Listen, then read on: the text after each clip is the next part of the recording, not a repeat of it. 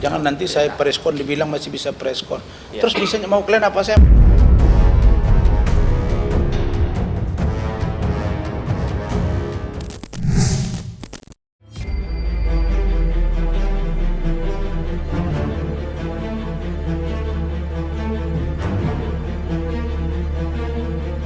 Sidang lanjutan kasus dugaan pencemaran nama baik yang menyeret nama dua advokat senior, Hotman Paris Hutapea dan Rasman Arif Nasution, kembali dilangsungkan pada tanggal 22 Mei 2025 kemarin.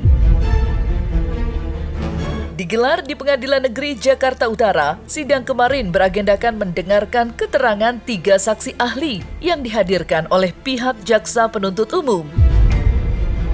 Agenda sidang lanjutan ini memang sudah ditunggu-tunggu kehadirannya, mengingat persidangan yang sempat tertunda sebanyak 2 kali, lantaran Rasman Arif Nasution mengatakan tak mampu hadir karena sakit. Namun sidang yang awalnya berjalan kondusif itu tiba-tiba berubah panas.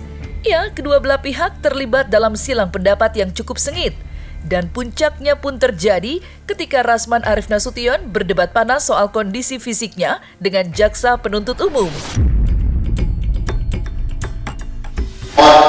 Di sini ada 3 gangguan. Dia tidak mengalami perhatian. Sebentar. Ini silakan bertanya. Itu pertanyaan bukan? Jangan saling cukup. Jadi saya anggap. Ya Kak, kalau sudah cukup bertanya sudah. Itu nanti disampaikan mengenai kualitas ahli, kualitas saksi, apapun yang disampaikan silakan sampaikan dalam peta saja. Sekarang bagaimana coba ahli berikan keahlian kepada kami agar kami nanti dalam menjalankan tugas dan fungsi kami sebagai seorang advokat tidak bisa dipidana. Mohon izin yang ada kami keberatan karena ini ahli bahasa yang mulia. Iya, tunggu dulu. Ahli Pertanyaan, tunggu dulu. Kan gestur. Ini ada dan bukan ahli pidana. Tunggu. Ini ada hubungannya. Tunggu dulu, Bos. Anda, saya Lagi mohon izin yang mulia. Sekali lagi saya tekankan ini bukan saksi yang harus bisa saudara punya berhak untuk marah-marahi. yang mengatakan bahwa Bukan saksi saudara tidak berhak untuk memarahi. apakah TSI bisa memupuk seseorang vertigo atau tidak? Tidak bisa. Sekarang saya sakit, ya sudah. Anda tidak ada. Ya kalau disampaikan tapi bukan untuk dimarahi. Bukan memarahi, Anda memberikan tensi rusak. Tensinya rusak, Bapak. Tolong. Mau silakan. Dokter keluar. Dokter tundukkan diri ke belakang. Biar mereka berdebat. Kita lihat. Silakan duduk di belakang. Nanti dokter kita akan mungkin apa perlu duduk di belakang dulu. Ya. Marilah kita saling menghormati persidangan ini. Ya kalau mau cepat, ya ayo sama-sama cepat. Seperti itu. Sudah banyak yang dilakukan. Ayo kalau mau cepat seperti tadi. Karena kami juga tidak punya kepentingan. Silakan tanya kepada pimpinan kami di atas. Dan saya tidak sakit leher berdarah. Leher berdarah tidak. Saya juga tidak telinga ditambah pendengar alat bantu dengar tidak. Saya juga tidak peka, saya juga tidak pasang ring. Tapi penyakit saya ini sekecil apapun tapi beresiko besar karena dia bisa tiba-tiba hitam dan jatuh.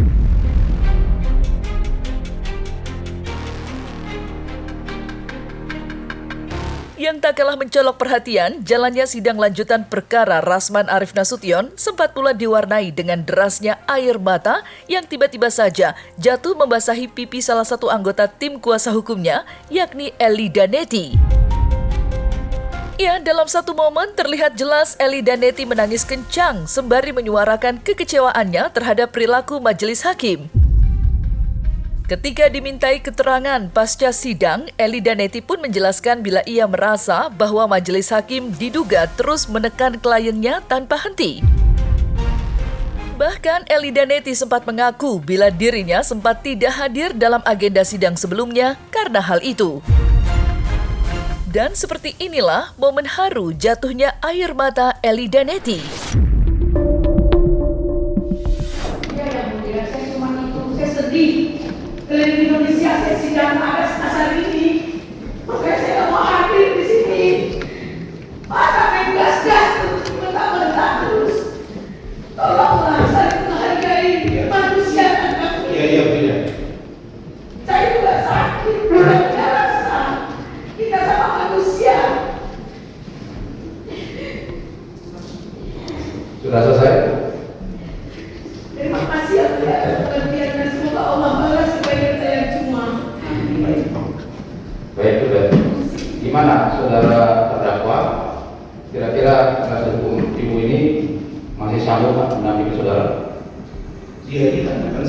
Bukan. Dia protes. Enggak, pertanyaan saya, karena tidak sanggup tadi. Kami mendengar. Maksudnya, tolong Tidak didengar. sanggup main gas. Dia tidak sanggup mendengar. Nanti saya buat Iya, makanya. Ya. Kita tidak extraordinary time. Ini kasus Yang kalau berdebat itu karena ada dua orang yang saling bicara satu sama lain. Kalau satu mendengar, satu bicara itu nggak ada berdebat. Saya kira Saya maaf kemana-mana ikut bersidang di Jakarta, di Riau, Kalimantan, Medan. Di Jakarta ini yang paling lembut tuh Jakarta Timur, Jakarta Barat. Kok di sini dari mulai saya kenal hakim itu, ya Allah ngegas terus, nggak ada rasa bersahabatnya. Belum tahu kita bertanya dia ngegas. Jadi dia tidak merasa memanusiakan kita. Dia menganggap dia itu adalah keputusan yang mutlak, melebihi hukum Tuhan yang dilakukannya. Kenapa? Dia harusnya sebagai moderator menjalankan apa yang kita sampaikan, dia cerna. Apa yang disampaikan oleh JPU dia cerna. Nanti dia tidak gegabah mengambil kesimpulan. Kalau begini terus dia, saya menahan perasaan. Makanya saya dua kali tidak hadir. Nanti tidak bisa mengontrol emosi saya, nanti terlawan sama saya. Jangan sampai kita hal seperti itu. Kita harus menjaga etika bahwa kita ini sangat membutuhkan seorang hakim untuk demi kepentingan kepastian hukum daripada klien kita untuk mencari keadilan.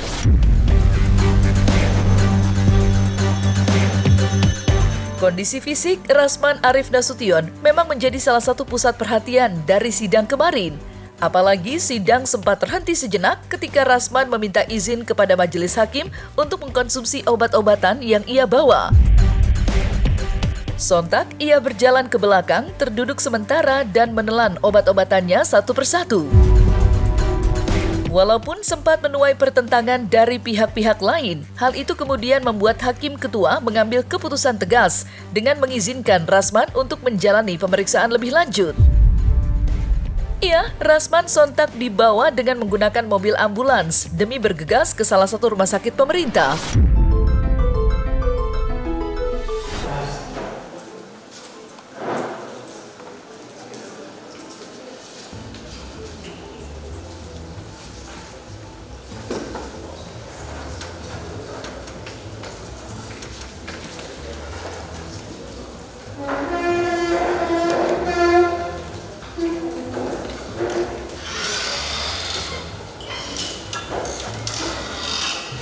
Bawa terdakwa ke rumah sakit pemerintah.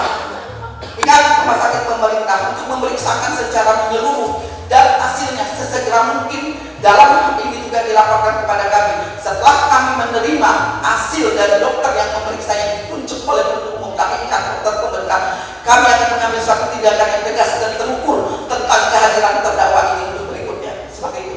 Silakan dilaksanakan. Perintah kami menjadi satu penetapan di ruang sidang ini. Silakan sesaat kami tutup, silakan penuntut umum untuk membawa terdakwa ke dokter pemerintahan dan rumah sakitnya secara pemerintahan, ya. Nanti laporkan kepada kami tentang keadaan kondisi terkini dari pada terdakwa. Kami akan menganalisa suatu surat yang dikeluarkan oleh dokter yang rekam medisnya juga dibawakan ke kami, dan nanti kami akan membaca rekam medis itu dengan bantuan mungkin dokter yang memeriksa seperti itu, sehingga majelis hakim akan setelah itu akan mengambil satu langkah yang tepat dan terukur untuk kelanjutan jalannya persidangan ini. Karena majelis hakim juga tidak mau terombang-ambing dengan situasi yang seperti ini. Kalau sakit, sakit. Seperti itu bisa segera setelah ini. Itu ininya penuntut umum. Tadi katanya boleh mobil abang aja. Bang, tentang abang apa? Udah, enggak apa-apa. Ayo Bang, sebentar aja Bang. di depan aja, saya nggak mau udah. Ya, di depan. Ya, enggak apa-apa. Depannya di depan. Duduk depan aja.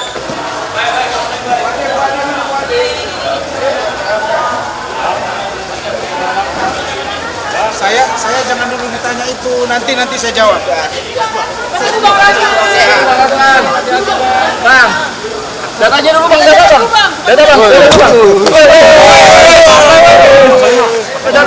bang.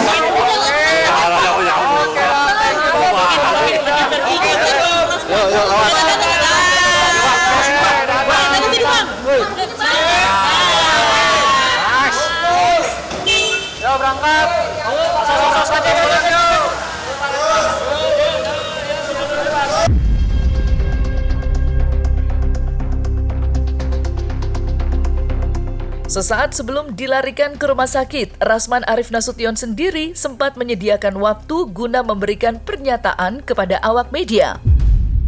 Ia bersama tim kuasa hukumnya, Rasman pun membuka beberapa fakta menurut sudut pandangnya. Mulai dari keterangan saksi hingga status hakim ketua. Dan tentunya, Rasman pun tak lupa membuka cerita tentang kondisi fisiknya yang kini menjadi buah bibir di persidangan. Lantas, seperti apakah pengakuan Rasman tentang apa yang sebenarnya terjadi di depan meja hijau? Serta seperti apakah pula penjelasan Rasman soal penyakit yang ia derita? Sakit vertigo saya ini sudah mulai saya idap 2019. Itu kira-kira 3 bulan sebelum COVID, ya. Dan saya sempat dirawat di rumah sakit MMC Kuningan dekat kantor saya, dan itu rumah sakit standar kan. Saya dirawat di situ, kalau saya nggak salah 4-5 malam. Disitulah saya didiagnosa vertigo berat banget. Lalu kemudian sebelum saya didiagnosa terkena vertigo berat, saya ini sudah ada GERD. Itu sudah di endoskopi di rumah sakit Island Hospital ini. Ini enggak bohong. Saya rasa kita. Ya harusnya sidang biar kita tunda, dan kita kan bukan tunda bertahun atau tunda berbulan kan, cuma tunda untuk supaya kesehatannya ini bisa pulih lebih maksimal lah, artinya kan gitu. Nah, jadi tadi sebelum dimulai sidang itu dokter tuh sudah ada di sini, si Astrid itu. Jadi bukan serta-merta ditunjuk jaksa di sini, bukan. Dia sudah duduk dekat anak saya. Dan saya sudah tahu dia dokter. Dan tiba-tiba saya dibawa ke sini. Sampai di situ saya belum makan. Diajaklah saya ngobrol-ngobrol, ngomong sama anak saya. Lah, terus mau ditensi. Ditensi, dibawa tensinya. Dia pengen, lepas. Dia pengen, lepas. Tidak berfungsi. Terus dipaksa lagi, Allah tolong pegang bu dokter. Kami udah senyum-senyum aja ini. Buka ini begini. Terus akhirnya sampai saya bilang itu dia. Ganti dong saya nggak bisa. Nggak dapat ya, tertulis error. Ngomongnya Bu Ade, minta ganti dong ke rumah sakitnya. Yang bagus. Pergilah dijemput, kita tunggu. Yang terjadi dia datanglah satu lagi, nurse itu ya, membawa tensi ya, nurse ya. Tensi. Nurse ini tensi lagi, tensinya cuma begitu. Pertama cek, lepas lagi, yang kedua pegang, baru kemudian dia pegang, ya di atasnya 100, bawahnya berapa, nggak tahu. Lah, bagaimana ceritanya? Di atasnya tahu, bawahnya tidak tahu. Saya punya tensi di situ kalau mau mereka tensi. Jadi maksud saya, kita kan tidak boleh memaksakan orang yang sakit. Pertanyaannya, kasus ini sekali lagi ini kasus remeh-temeh. Untungnya pun nggak ada bagi saya kalau ini diperlama-lama. Tapi saya ingin maksimal, karena saya ingin membuktikan bahwa saya tidak bersalah. Apa namanya, Bang Rasman kalau sakit ya udah istirahat aja lah Bang Rasman. Yeah. Ya kan, jangan banyak gerak juga Bang Rasman. Yeah. Gitu loh maksudnya. Dan kita sekarang duduk di sini. Jangan nanti saya preskon dibilang masih bisa preskon. Yeah. Terus bisa mau kalian apa saya mati.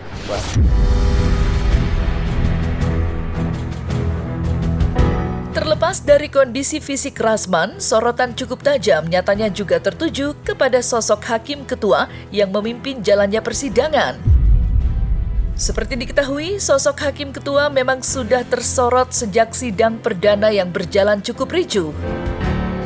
Dan terbaru telah berhembus pula sebuah kabar yang menyebut bahwa hakim ketua akan segera dipindah tugaskan. Sontak saja, hal itu pun membuat pihak Rasman menjadi bertanya-tanya tentang apa yang akan terjadi ke depannya bila mana hakim benar akan diganti. Belum lagi pihak Hotman Paris seperti bersikeras meminta hakim ketua terus mengawal kasus ini sampai tuntas. Lantas seperti apa tanggapan pihak Rasman terkait hal itu? ada rapim, ditentukan bahwa dia akan dipindahkan. Kita pertanyakan tadi, apakah nanti setengah perjalanan dia digantikan? Kalau dia digantikan, kan mentah makna dari persidangan ini yang kita ragukan, ya. Kedua, kalau memang dari hari ini dia sudah pindah, kan lebih awal.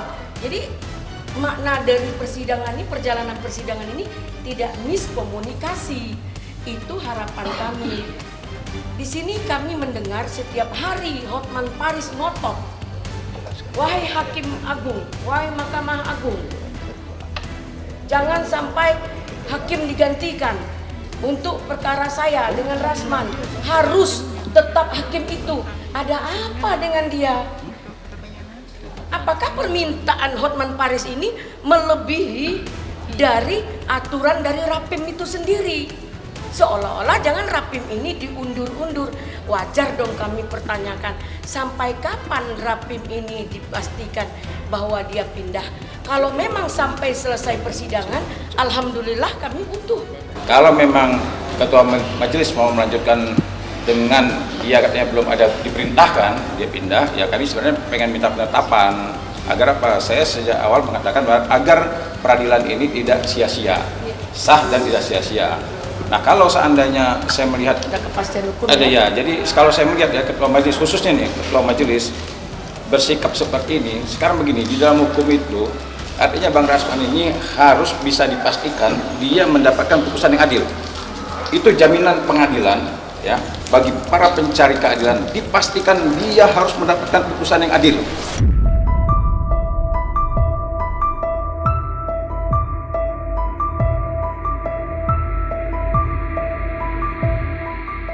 Nah, selesai sudah Cumi Lovers? Saksikan terus Cumi Camp In Depth, kabar lengkap, mendalam, dan akurat dari narasumber terpercaya.